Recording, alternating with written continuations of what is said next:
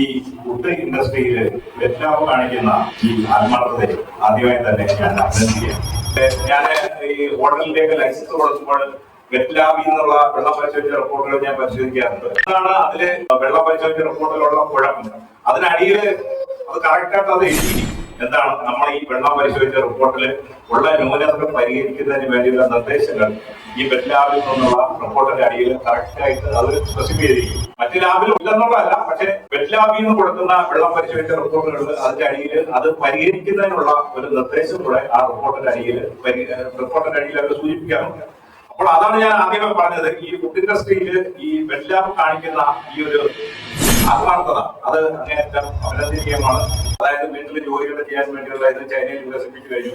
അപ്പൊ അതുപോലെ പുതിയ പുതിയ ടെക്നോളജികൾ, പക്ഷെ ആ ടെക്നോളജിയോടൊപ്പം തന്നെ വെറ്റ്ലാബും അവരുടെ ആ ഒരു ട്രേഡ് മാർക്കിങ്ങിൽ പതിപ്പിക്കുന്നതെന്ന് അറിഞ്ഞതിൽ വളരെയധികം സന്തോഷമുണ്ട്.